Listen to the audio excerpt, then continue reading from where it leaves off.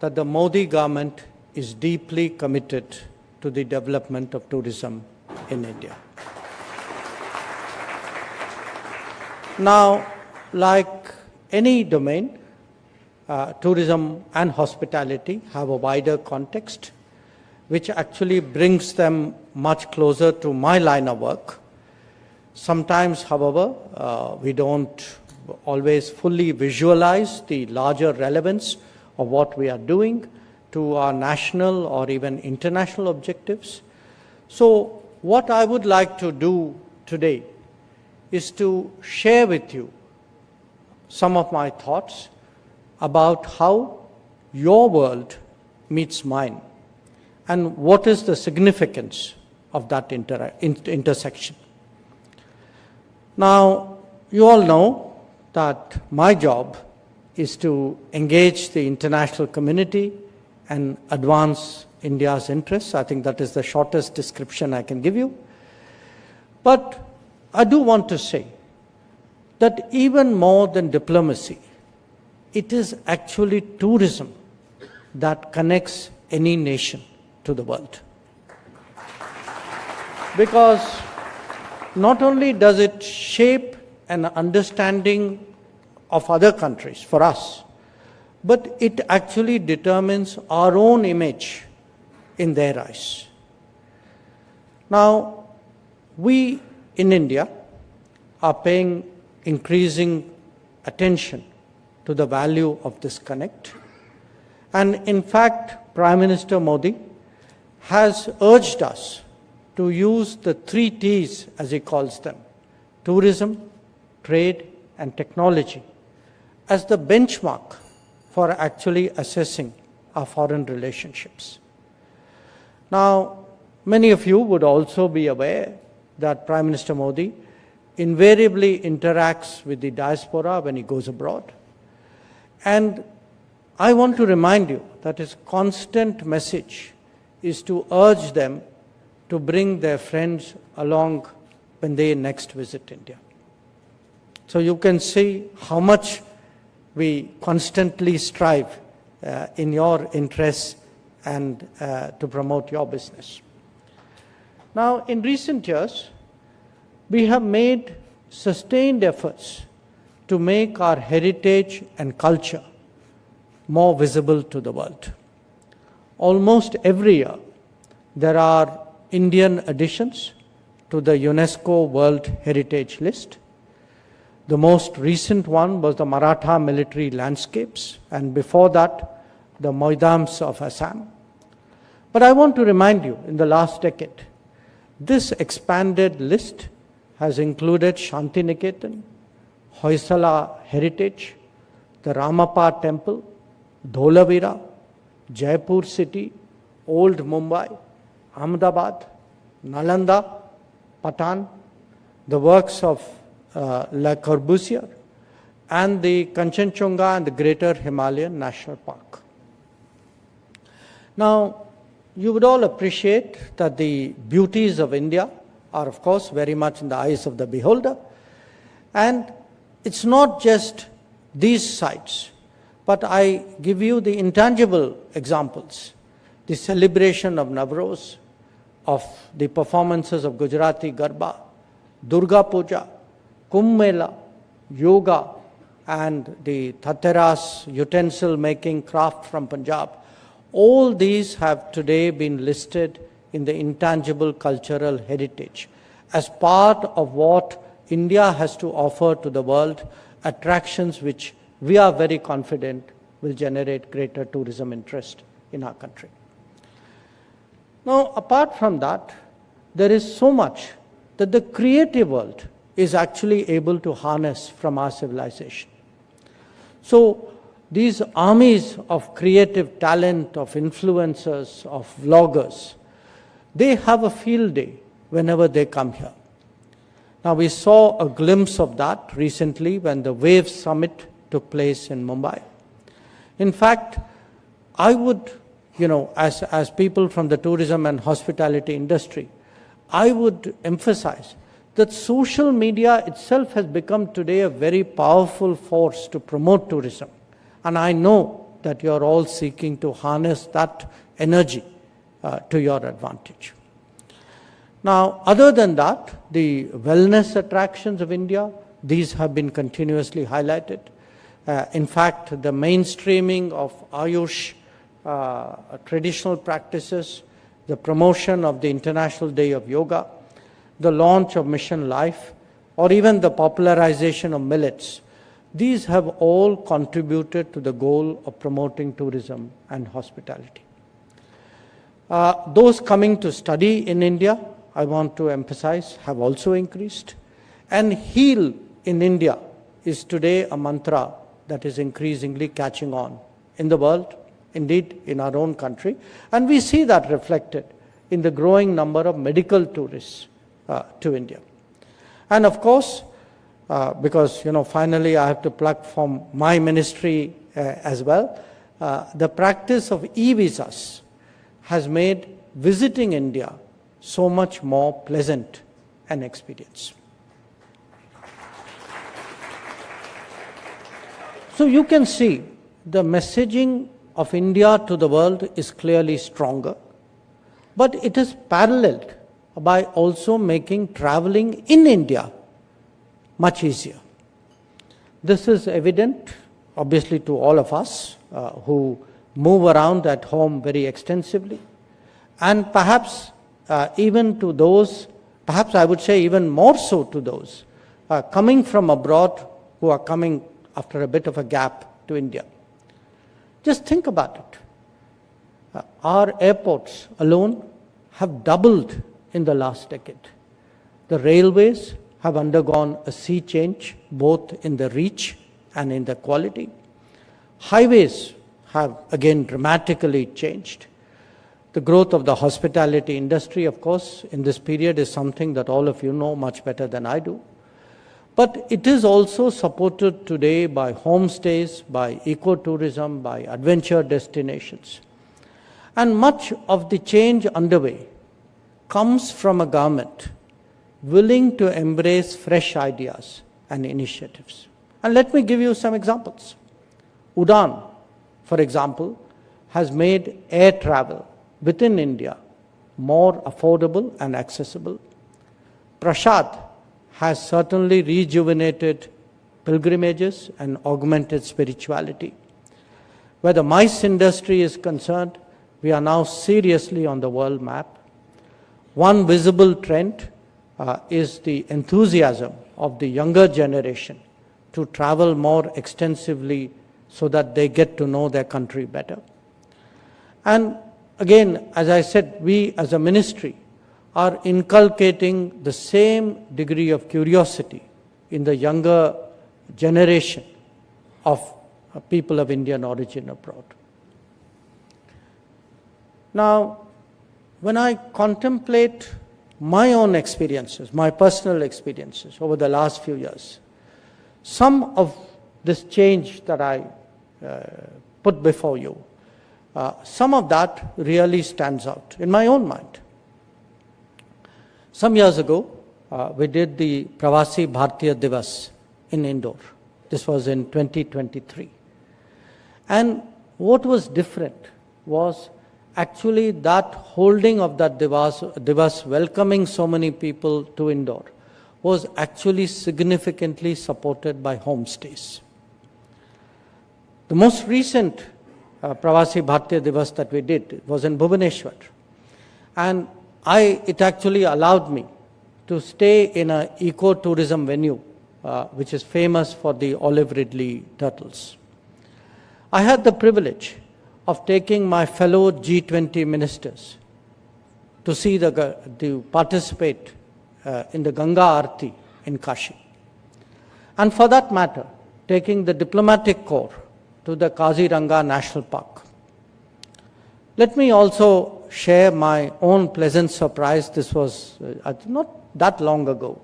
This is the 50th anniversary of the movie Sholay. Okay.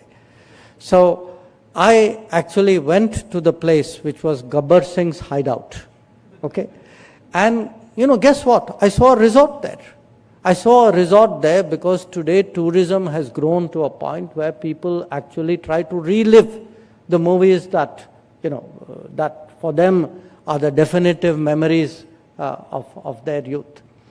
So whether it is Bengaluru or Indore, which I spoke about, I've actually gone to, to food streets in these places, sample local delicacies, and seen today actually what a strong draw they have become for domestic and international tourists as well.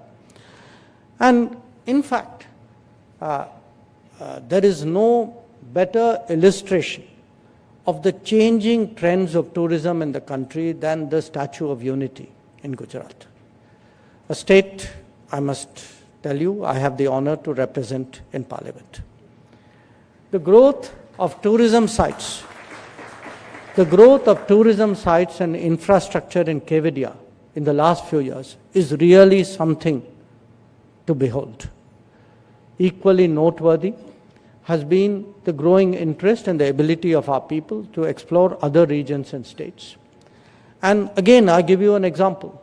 I have twice attended the Kashi Tamil Sangama, and I can testify firsthand today the enthusiasm and bonding that tourism within the country generates.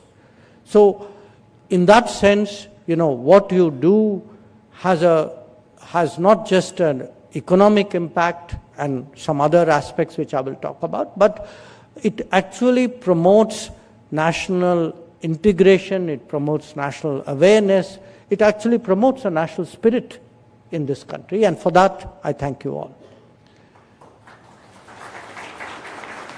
Now, as I said, we naturally perceive tourism as an economic activity, which it is, but let us also recognize its contribution to evoking and strengthening cultural pride in the country. For those who host heritage and other, natural sites, the arrival of tourists is a regular reminder of the value of what they are living next to. As one of the oldest civilizations, such a sentiment, as I said, is key to our identity, it is key to our self-confidence. Amongst Indians, domestic tourism demonstrates the richness, the diversity, the interconnectedness of our culture and traditions. But for those from afar, it is often the experience of their lifetime. However, as we all know, there are still additional ways, different ways of making tourism more memorable. And some of that centers around exposure to local practices, arts, crafts, and skills. After all, as I pointed out, intangible heritage is as valuable as historical or natural sites. And that is why we have popularized the One District, One Product, what we call ODOP scheme, or supported the Vishwakarma initiative, which strengthens the traditional artisans and craftspersons of our country, and encouraged the revival of local customs and performing arts. Now, in an era of globalization and urbanization, traditions are often lost with time. But by nurturing them, we have actually made Indian tourism even more attractive. Perhaps the most impactful endeavor which we have done in recent times was actually the manner in which India conducted the G20 presidency. Prime Minister Modi was very determined that every state of India must be given an opportunity to showcase itself before the world. As part of a strategy, conferences, the G20 conferences and events, were therefore held close to heritage sites or, naturally beautiful landscapes, and delegates were afforded opportunity for maximum cultural immersion. Every state, I'm proud to state, every state rose to the occasion. They put their best foot forward. And many delegates from the world who I often meet in conferences, including G20 conferences, they tell me that, they saw places which were completely new to them. Many of them felt that their idea, their exposure to India was dramatically changed during that period. And what I can say, because bear in mind, these G20 delegates, people who came, were probably in a way the most powerful influencers of our times. The impressions that they have, the impressions that they took back from that period in India, I can tell you it will stand us in very good stead. So it is for this reason that we say G20 connected India to the world and equally the world to India. Incidentally, many of you may also note that, we have high-level visits. It's always part of diplomacy. But typically, people came to Delhi, they arrived, they saw the airport, they saw the hotel, Hyderabad house, maybe a little bit more than that. But again, I want to tell you what has changed. Because look now at the number of foreign leaders who go outside Delhi, who are often actually, their meetings with Prime Minister Modi are actually held in a city other than Delhi. So we had recently President Macron, who arrived in Jaipur. We had the President Sanchez of Spain, who was received in Vadodara. Some years ago, Chancellor Merkel was taken to Bengaluru, or Prime Minister Abe, one of his most memorable visits was actually to Kashi. So I do want to tell you today that this, diversity of India, this richness of India, this wonderful heritage that our civilization has nurtured. Today, there is an enormous effort to present it to the world, to make the world much more focused about what India really is. Now, like any other industry, tourism and hospitality obviously cannot be assessed in isolation. I have shared with you some thoughts and some experiences within India. So let me now turn to the world. Where the global picture is concerned, those from the hospitality sector and associated sectors, you know today the current challenges as clearly as we do in the political sector. We are definitely living in a volatile and uncertain era, having experienced the successive impact of the COVID pandemic, of multiple conflicts, many of which are still going on, and of trade upheavals. Those nations with a robust domestic demand have fared better and will obviously continue to do so. And the value of stronger tourism in such a situation is hard to overstate. After all, it has so many dimensions, including infrastructure development, entrepreneurship, creativity, skills enhancement, or job generation. Indeed, there are few activities that do more to energize the economy and multiply employment. I should also add that your industry helps to prepare a global workforce at a time when international mobility is becoming more common. So every experience, every interaction in this sector actually helps to enhance brand India. By doing so, you make a contribution to the promotion of cultural respect, which is so essential in international relations. And the current times, therefore, certainly warrant greater attention to tourism and hospitality, whether it is for economic reasons, for cultural bonds, or for branding. The holding of this gathering sends a very strong message in that regard. So allow me, ladies and gentlemen, to end with a few words on the theme of this conference, which is the invincible spirit of India. We are a civilisational state, a society that has withstood the test of time and nurtured its culture, traditions, and heritage. Our real strengths have been our people and their self-belief. We have overcome adversities and we have addressed multiple challenges in the journey towards progress and prosperity. We have so much to be proud of and so much to share with the world. Our approach has long been driven by Vasudhaiva Kutumbakam and Atithi Devo Bhava. While we will always benefit by such openness, it is essential in times of unpredictability to stand firmly on our own feet. Atmanirbharta is, of course, the mindset to deal with global turbulence. But it is also the basis to strengthen our self-confidence, to increase our resilience, and to lay the foundation for Viksit Bharat.